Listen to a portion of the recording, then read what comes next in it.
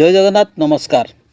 आसतु नजर पकईवा मयूरभंज जिलार आज top news update कौन कौन सब रही किंतु तापूर्व आपण मानक गोटे अनुरोध वीडियोटी को संपूर्ण देखंतु आ जो मैंने प्रथम कर चैनल को आछंती सब्सक्राइब करंतु जाफल प्रत्येक नूतन वीडियो नोटिफिकेशन आपण सर्वप्रथम पाई परिबे। आजर प्रथम खबर 17 जन को अपहरण कर नेउथुवा बेले महलीशल निकट में खसीगले युवक 2 जन को अटक रखी पुलिस तदंत जारी। डुकुरा अंचल 17 जन को किछि लोक बेलपाल उदुला खुंटा मध्य को नहीं बोलेरो रे अपहरण कर नहीं जाइथिले परे सेमाने बोलेरो परिवर्तन करी एक आम्बुलेंस रे 17 जन को अपहरण कर नेउथुवा बेले 17 जन महलीशल निकट में दिवा 10 घटिका समय कौनसी मते गाड़ी खसी जाइथिले। ग्रामवासी को संदेह होबारु सेमाने पुलिस को खबर देथिले। खबर पाई बांगरीपसी पुलिस पहुंची घटनास्थल तदंत पर आम्बुलेंस 3टी हाथकड़ी 2टी कलामुखा एक बाल्टी गोटे छुरी 10,000 ऊर्ध्व टंका जबत करी गाड़ी सह 2 जन को बांगरीपसी थाना को आनी पचरा उचरा जारी रखी। तेबे संपूर्ण तदंत पर घटनार सत्यासत्य जनापड़ो बोली पुलिस सूचना दी। परवर्ती खबर गांधी पार्क निकट बड़पोखरीआडी वीडियो उठाइवा नहीं सामाजिक और सिक्यूरीटी गार्ड मध्य युक्तितर्क। सूचना अनुसार शुक्रवार दिन प्राय 1:30 समय बारिपदा सहर स्थित गांधी पार्क निकट बड़पोखरीआडी किसी सांबादिक खबर संग्रह करने समय पाखरे थिबा जने कार्यरत सिक्यूरीटी गार्ड वीडियो उठाइबा को मना करथिले। फल सांबादिक और सिक्यूरीटी गार्ड मध्य युक्तितर्क होता। तेबे सिक्यूरीटी गार्ड को कहवा मुताबक सेठारे फोटो उठाइबा को तांको उपरिस्थ अधिकारी माने मना करथिले। तेबे सांबादिक माने ए नहीं कौन नोटिस जारी होईची बोली पचारिथिले एवं नोटिस मध्य मागिथिले मध्य सिक्यूरीटी गार्ड ताकू देखाई पारि नथिले। तेबे काहींकि सर्वसाधारण स्थान रे फोटो उठाइबा को मना करा जायछि सांबादिक माने प्रश्न पचारिथिले। तेबे सिक्यूरीटी गार्ड जनक तांको उपरिस्थ अधिकारी मानकु फोन जोगे सांबादिक मानक सहित कथा कराइथिले एवं फोन जोगे सांबादिक मानकु क्षमा मागिबा सहित वीडियो उठाइबा को अनुमति देथिले तांकर उपरिस्थ कर्मचारी माने। परवर्ती खबर अबाध एवं शांतिपूर्ण निर्वाचन परिप्रेक्षी बारिपदा सहर में मिलित फ्लैग मार्च अनुष्ठित होईछि। आगामी साधारण निर्वाचन में अबाध और शांतिपूर्ण भाव में मतदान परिप्रेक्षी में मिलित फ्लैग मार्च अनुष्ठित होईछि। जिला आरक्षी अधीक्षक एस सुश्री तत्वावधान में केंद्रीय सशस्त्र पुलिस फोर्स सीएपीएफ जवान एवं मयूरभंज जिला पुलिस मिलित भाव बारिपदा सहर में गुरुवार 4टा समय फ्लैग मार्च अनुष्ठित होता। निर्वाचन में सुरक्षा निमंते नियोजित होइथिबा सीएपीएफ जवान माने और पुलिस माने मिलित भाव कृष्णचंद्र गली ठारू बाहरी फ्लैग मार्च आरंभ करी सुनगड़िया तुलसी चौरा दरगाढ़ी दे सहर परिक्रमा करथिले। निर्वाचन अब्याहित पूर्वर आईन श्रृंखला रक्षा सह अबाध शांतिपूर्ण मतदान पाई लोकमानक मध्य दृढ़ आत्मविश्वास सृष्टि करने उक्त फ्लैग मार्चर उद्देश्य बोली जणाଯାଇଛି।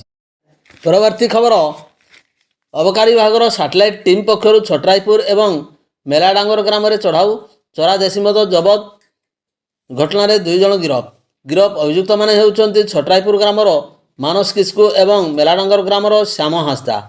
सैटेलाइट टीम इन्स्पेक्टर को नेतृत्व में होइथिबा चढ़ाऊ रे मानस निकटरू 35 लिटर एवं श्याम हांसदा निकटरू 5 लिटर चरा देशी मद जबत करा जायथिला। उभय स्वास्थ्य परीक्षा पर बेतनड़ी जेएमएफसी कोर्ट रे हाजर करा जायथिला बेले श्याम सुंदर जमीन मिल जाइथिला। तेबे मानस को जमीन नामंजूर हेबारु तांको बारिपदा स्थित विचार विभाग हाजत को पठाई दिया जायछि। परवर्ती खबर तेंटोपसी गाँ निकट में करतकल में चढ़ाऊ लाक्षाधिक टंकार काठ जबत। बादाम पहाड़ वन विभाग अपराह 3टा समय करतकल उपर चढ़ाऊ कर लाक्षाधिक टंकार काठ जबत करछि। सूचना अनुसार कुसुमी ब्लॉक उपरबाड़ा ग्राम पंचायत टेंटोपसी गाँ निकट में चोरा भाव में चलता करतकल उपर बादाम पहाड़ वन विभाग पक्षर चढ़ाऊ कराइथिला। एथिरे लाक्षाधिक टंकार शाल सागवान गंभारी काठ सहित करतगुड़ी को जबत करथिला वन विभाग। परवर्ती खबर 2021 मसीहा टिकायतपुर ग्राम में घटी जाइथिबा गंडगोल अभियुक्त को निर्दोष खलास कले बेतनड़ी जेएमएफसी कोर्ट। एतलाकारी भीमदा ग्रामर गौरीशंकर महालिक अभियोग मुताबक टिकायतपुर ग्राम में तत्कालीन सरपंच आलोचना समय ऋषिकेश महालिक सेठारे पहुँची अश्लील भाषा गाड़ी गुलज और मारपिट करने सहित ହତ୍ୟା ଧମକ ଦେଇଥିଲା। ଏନେଇ ପୋଲିସ ମାମଲା ରୁଜୁ କରି ତଦନ୍ତ ଆରମ୍ଭ କରିଥିବା ବେଳେ ଏହା ମାନ୍ୟବରଙ୍କ ଅଦାଲତରେ ବିଚାରାଧୀନ ରହିଥିଲା। ତେବେ ଏହି ମାମଲା ସହିତ ଜଡ଼ିତ ସମସ୍ତ 8 ଜଣ ସାକ୍ଷୀଙ୍କର ବୟାନ ଏବଂ ସମସ୍ତ ଦସ୍ତାବିଜ ଆଧାରରେ ମୁଦାଲା ହୃଷିକେଶ ମହାଳିକଙ୍କୁ ନିର୍ଦ୍ଦୋଷରେ ଖଲାସ କରିଛି ମାନ୍ୟବର ଅଦାଲତ। ମୁଦାଲା ପକ୍ଷରୁ ଆଇନଜୀବୀ ଦେବବ୍ରତ ପରିଡ଼ା ଏବଂ ରଣଜିତ ଗନ୍ତାୟତ ମାମଲା ପରିଚାଳନା କରିଥିଲେ। ପରବର୍ତ୍ତୀ ଖବର, ବାଇପାସ ରାସ୍ତାରେ ଶିବ ମନ୍ଦିର ସମ୍ମୁଖ ଦୋକାନରୁ ଚୋରି, ସିସିଟିଭି ଆଧାରରେ ପୋଲିସର ତଦନ୍ତ ଆରମ୍ଭ।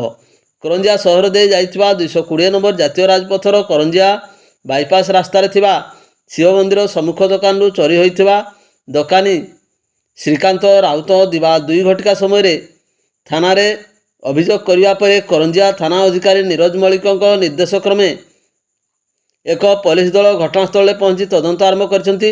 ତେବେ କେଉଁ ସମୟରେ ଚୋରି ହୋଇଛି ତାହା ସ୍ପଷ୍ଟ ହୋଇନଥିବା ବେଳେ ପୋଲିସ ନିକଟରେ ଲାଗିଥିବା ସିସିଟିଭି ଫୁଟେଜ ଆଧାରରେ ତଦନ୍ତ ଆରମ୍ଭ ହୋଇଛି। ଏହିପରି ଅମ୍ବିକା ମନ୍ଦିରରେ ହୋଇଥିବା ଚୋରି ସହିତ ଏହାର ସମ୍ପୃକ୍ତି ଅଛି କି ନାହିଁ ତାହା ତଦନ୍ତ ପରେ ଜଣାପଡ଼ିବ ବୋଲି ପୋଲିସ ସୂଚନା ପ୍ରଦାନ କରିଛି।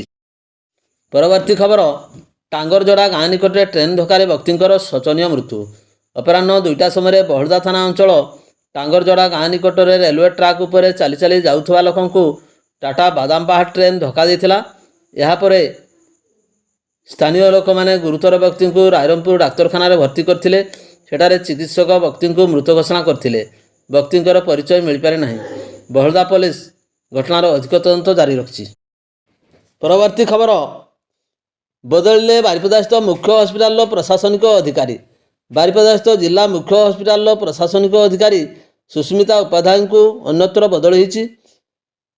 ରାଜ୍ୟ ସରକାରଙ୍କ ରାଜସ୍ୱ ବିପର୍ଯ୍ୟୟ ପରିଚାଳନା ବିଭାଗ ପକ୍ଷରୁ ବଦଳି ନେଇ ଶୁକ୍ରବାର 4ଟା ସମୟରେ ବିଜ୍ଞପ୍ତି ପ୍ରକାଶ ପାଇଛି। ବିଜ୍ଞପ୍ତି ଅନୁଯାୟୀ ମୟୂରଭଞ୍ଜ ଜିଲ୍ଲା ମୁଖ୍ୟ ହସ୍ପିଟାଲର ପ୍ରଶାସନିକ ଅଧିକାରୀ ସୁସ୍ମିତା ଉପାଧ୍ୟାୟଙ୍କର ଯାଜପୁର ଜିଲ୍ଲା ମୁଖ୍ୟ ହସ୍ପିଟାଲର ପ୍ରଶାସନିକ ଅଧିକାରୀ ଭାବେ ବଦଳି ହୋଇଛି।